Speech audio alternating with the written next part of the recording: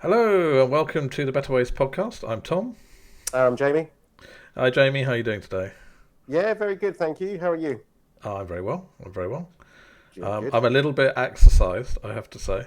I've been venting a little bit about Have you? this emergency alert system. So, for those who don't know, the UK is trialing or testing an emergency alert system via your mobiles, which I know is old hat in Japan, America, other countries. Mm, But it's new for us. We've not had something like that. So this is a system where the government can send you a message mm, if there's some emergency and tell you what to do in order to mm, respond to that emergency.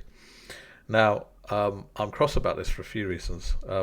One is that no one has explained why we need this, because in the UK we've got an incredibly benign um, place to live. Basically, we don't have any earthquakes of any note. We have no natural mm, disasters of any note. We don't have massive forest fires. We don't have huge floods. We don't have tornadoes. We don't have tsunamis. Basically, life is fairly, you know, simple and straightforward most of the time. Um, mm. so while it might make sense, I could get it if you lived in Tornado Alley, that you would Yeah. want an alert because you're not going to see a tornado coming, and it would tell you, give you time to get to shelter. What I don't understand is why we need that here. It's not something we've needed. And what amazes me is that all across the media, people have been not at what I would do, which is when somebody comes on to talk about this alert system, the first question I'd have is, well, why are we creating this alert system?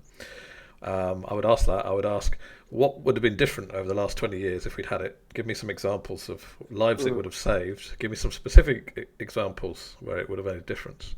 And mm. what do you expect us to do if you send us one of these alerts that's useful? Yeah. Because anyone talking about that, they're just talking about how you whether or not it's working, whether or not you've received it on your phone, Mm, or how you can turn it off, which I have done, because I don't want the government able to set up a siren on my phone.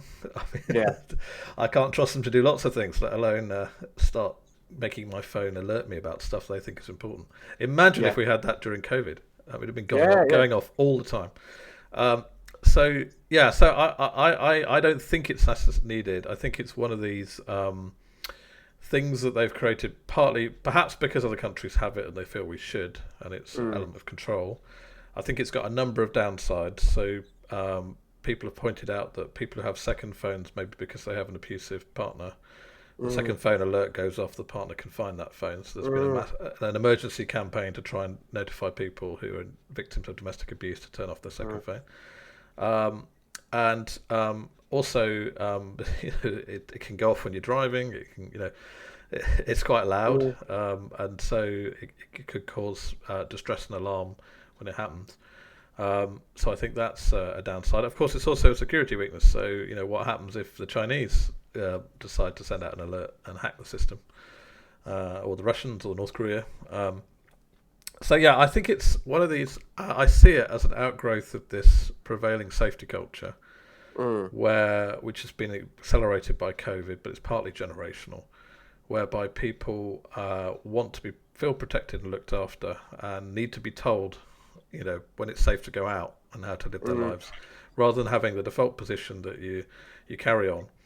And I Mm. can't for the life of me get anyone to tell me when would he, when they say, oh, we wouldn't use this for years, well, when would you use it? Give me an Yeah. example. And what would you say? And what's the point, what would I do? So let's supposing that the Russians launch nuclear missiles. What would I usefully do?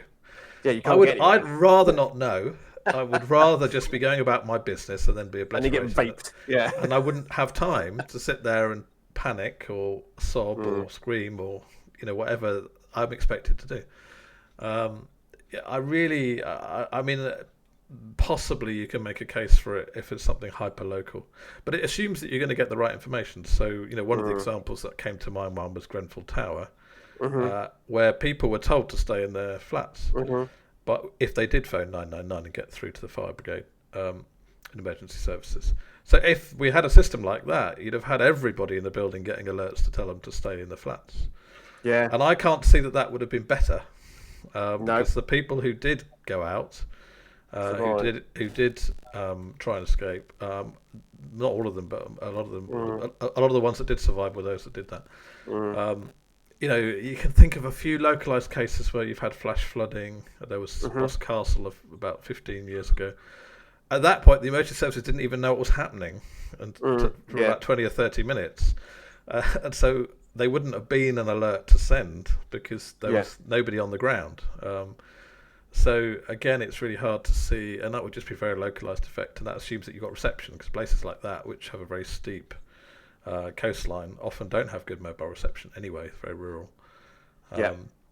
So I'm kind of annoyed. I think it's just another of these things which maybe there's some nefarious purpose that you might be able to think of for it, but I think it's unnecessary. No, and no one's questioning it. That's what really gets my goat. No one's saying, why have we got this? What's the point of it? I think a few people are. I've the heard downsides? some people kick back. Yeah, not many. No, not many. Yeah, And certainly not people in positions of authority or power or expertise. No, just a few, friends who are a bit more conspiratorial minded, if you like. But you're right. Yeah.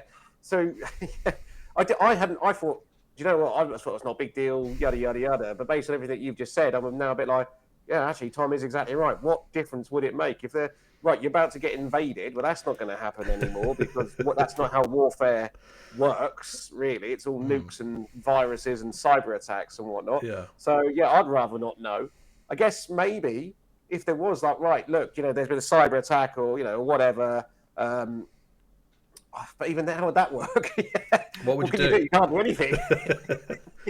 You really can't do anything with this, can you? No, that's what I'm thinking. I'd be really happy if somebody could say, here are the 3 things that demonstrate that we would have saved, 500 lives if we'd had this over the last 10 years. If I'd had that, I would have said, okay, I think that's useful. I'll leave it switched on. Yeah. It's how easy is it for them, because let's face it, their technology's been around for years, but also smaller things like the COVID app, when you were notified if you'd been close to somebody that reported a positive test and so on. It does become like the whole big data thing. It does become easier for basically any government or organisation to know where you are at any given point. Well, my life's very boring.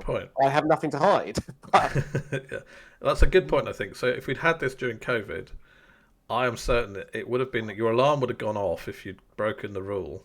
If you've gone out of if you've gone out of your location more than a certain distance from your home, it probably would have alerted you and maybe alerted the authorities and all sorts of other stuff because it's built into the phone. I'm sure they would have found some use like that for it. Or the 15-minute city conspiracies that are going round. Yes. You like in an ideal world. Love the idea of having everything. I don't like driving. I've got my license and have done for a while, but I don't like driving at all. I don't find driving a thing. I would have to get in the car to go anywhere. I'm like, oh God, no, here we go. But so for me personally, selfishly, having everything within a 15-minute walking radius would be brilliant. I'd love it. I would actually love that, with the occasional trip into London for work and pleasure.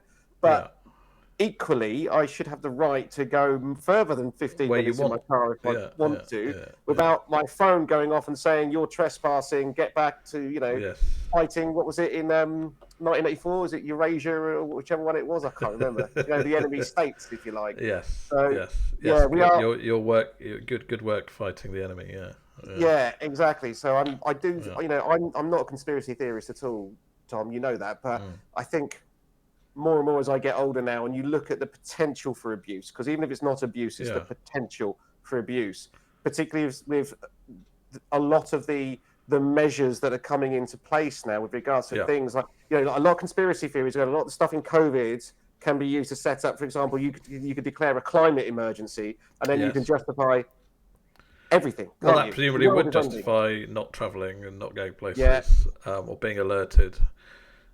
Maybe you're trying to go about your business and you get an alert saying today's a day with a high carbon level, I'm supposing. Therefore, no travel. You've used your stay carbon indoors. allowance. Stay in your 15-minute bubble. So I don't know.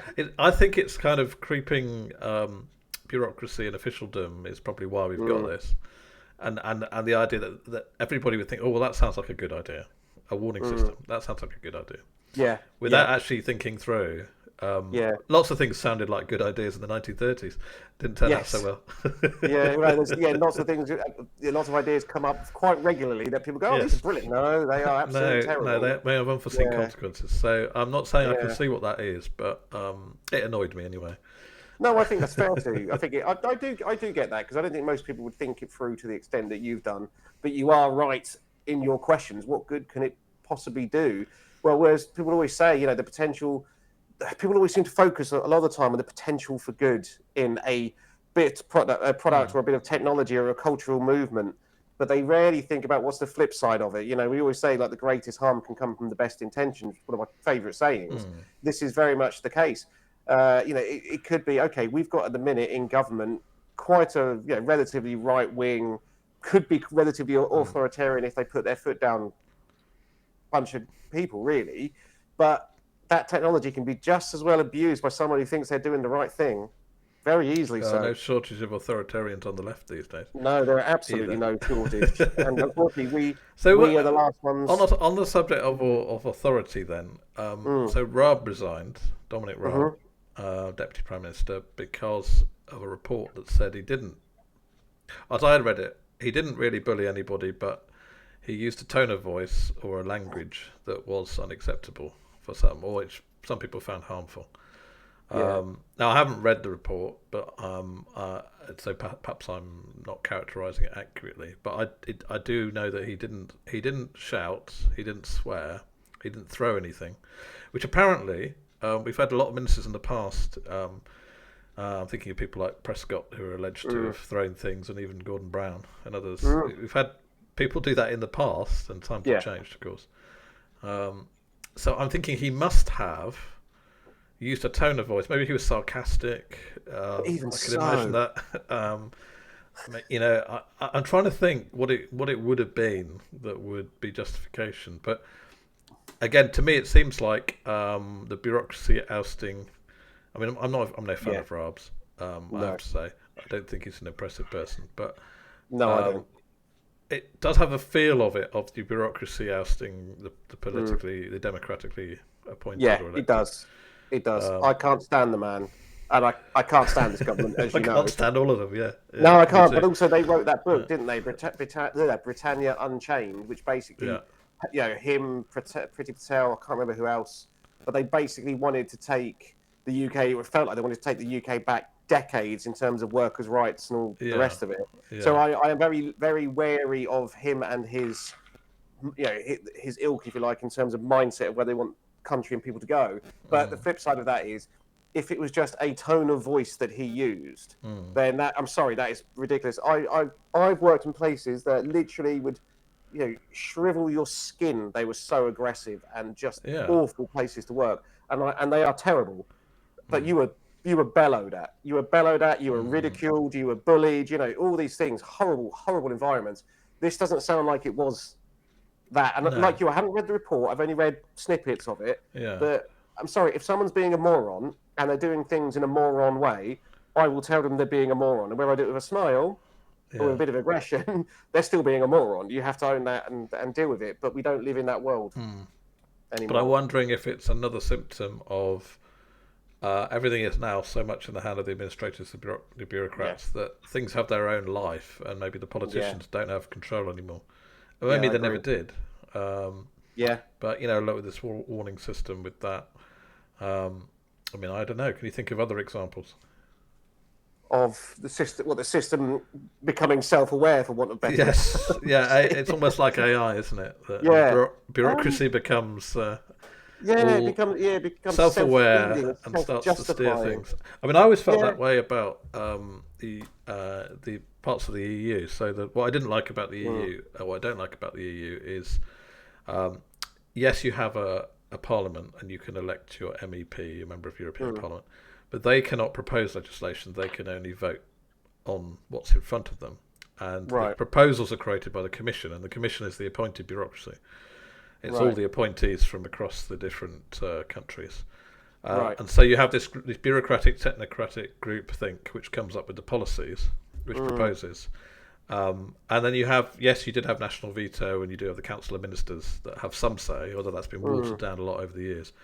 But at the end of the day, things get nodded through by the Parliament weeks or months after the deals have been signed and things have been agreed, and it doesn't feel very democratic. And this was Tony Benn's objection. This is why he was against the EU for his whole life, was because he didn't feel it was democratic in the way that you couldn't get rid of them. You couldn't unelect a commission person because they're appointed. You could change your MEP, but all that meant was that you got a different person who couldn't propose a change. Mm. They could just veto or agree. Um, and of course, when parliaments vote and they give the wrong answer, you just get them to vote again. Is often the technique. Yeah. So that was an example for me of this effect of the technocracy, the bureaucracy, driving everything, and that's what I'm getting a smell of with these other things happening. Right. With you. And I think if you look at universities, they've become. I mean, there was a time when professors used to run the university largely. Yeah. Now, no and chance. you had senates, and they voted on. They would the staff would get together and they would decide on various things that they were going to do that year with admissions and research and budgets and all that sort of stuff. And they elected people to serve on various committees to do that. And there were some administrators to carry things out, but now it's like there's a massive bureaucracy. It's a business. Yeah, and absolutely. the staff the teaching staff, the research staff, the professors, the lecturers don't have control of that. They're told what their budgets are. They're told what they can and can't do. They're told how they will or won't do it. What topics they're told are how on, they will behave as on well. limits and off limits. How they will behave. Well, like anything, the bureaucracy grows, and you start getting more and more roles to make rules about more and more things, and therefore you get more and more posts that need filling, which increases the costs, and then you get more and more coming out of the result. So it feels like we're going through a time when a lot of this is happening. I don't know whether you think that's true generally. I agree. No, I 100% agree. But I think it's peaking, though. I think you made the point about why Musk has got so much kickback for what he did at Twitter was because he got into people whose only job was to justify their job. That basically that was it. And all the layoffs that have been happening in Silicon Valley, and let's face it, the university system, in the UK, but I think again more in the US, has become so polluted. Like Andrew Yang was on Bill Maher, I think it was 2-3 weeks ago, and they were talking about this and the student debt and who was actually running universities. And Andrew Yang made the point, he goes, universities now is 5 times as expensive as it was, I don't know, 10 years ago, whatever it was. And he goes, but it hasn't become 5 times better. The results haven't got 5 times better. The staff base has grown tremendously. The bloat is amazing, but there's not extra professors. It's extra administration. And of course, they made the point like DEI is a big thing now. Like one university had like 36 DEI staff members or something. And it's like, how many do you need? Like ridiculous, because it's the student that pays for this. Yes. Well, they borrow the money to pay for it. They borrow the money. The debt. So it is. I don't know. It is a real concern because it feels like hard times are coming. It's only a matter of time. When you look at what China are doing, what Russia are doing, plus people moving away from the dollar now, as it's like the global currency still there, obviously, but the global reserve currency is still there, but far less. I saw a graphic the other day that showed how it's down to like 40-odd% versus 70-odd% 10 years ago, whatever it was. Amount of holdings in dollars, exactly. So and particularly now with like Brazil, I think Russia, India, they're all signing new agreements to move away from the dollar. Even Saudi Arabia, which is historically relatively friendly to the US, it feels like there are times coming now that are going to really test the mettle of the West. And I'm not talking militarily, but I'm talking economically, because we've despite the challenges that we've had with regards to the recession, with COVID, with everything else. We've still had a standard of life undreamt of by our ancestors. Like it is unthinkable luxury. Now you've got someone sitting there in China willing to work 15 hours a day for half your wage. You've got someone in India willing to work, 15 hours a day for a tenth of your wage. We don't make anything anymore. All the rare earth metals for all the next generation green tech are in China as well. All the old school fossil fuels are in Saudi Arabia and Russia as well. Where does that leave Europe and the US? So and with AI in particular, I know you and I spoke about this in a previous episode, the tidal wave that's coming towards us, I think is going to be more painful than people realize. And I think we've got that ill-prepared generations now. So we're kind of in a bubble, is that what you're saying? Yeah, where we haven't we've been able to create these bullshit jobs that at a pace and a size and a scale that we've never been able to do before. And we've got a load of them, but the bubble's about to burst when it... And a load of weak people as well. Bunch of very, very, very entitled people. Like, I work with I've worked with people from every generation and every age group going, and I'm probably one of those people where, because I do the same thing with these people when I help train them up. And again, there's always exceptions to the rule, but you see the differences in how people behave. Some are strong in this areas, some are weaker in these areas, and broadly, there's always exceptions to the rule, but you do notice trends. And I've definitely noticed trends that I think, when the real world, when the rubber meets the road, that's where problems are gonna kick in, because not everyone can be a social media influencer. Not everyone can do that, and if everyone's there was some terrifying stat about the number of 15-year-old girls that want to think that that's their top career. Yeah, so China was astronaut, physicists, etc. We had influencer. Media. Yeah. Oh my God. That is frightening, though. That is really, really frightening. So you think it will correct when we feel the pain? I think that's what you're saying. Yeah, I think it will correct. But then But when there's been corrections in the past, there's always been something to move into. Like, let's face it, the Depression was followed by broadly an economic expansion, a boom, if you will. Yeah. So where's the boom for the West going to come from now? Yes. Because we can't dominate green space because all the materials come from China. I would say the big growth areas have been things like social justice, all the wokery, and DEI, and that's not an industry. Well, it is an industry for some. It is an industry, but it's not one that everyone on the planet is going to follow. There's only so many witches you can burn before you start burning the other witch finders. Yeah, exactly. And so I think the green agenda is the other side of it. And again, that's not shared by everybody. No. So you're inevitably going to lose out to the countries that won't do it. And they've got the resources to do it and as well. Most of the people. I mean, maybe we'll have to go back to making things. Maybe we'll win the AI race. Maybe. I think we're facing the biggest probably unknown, certainly in my lifetime. Yeah. Certainly in my lifetime. And probably. But I bet you it'll be different when white collar people are losing their jobs. I bet you it'll be different than the blue collars. So nobody cared when people factories were losing their jobs. Yeah.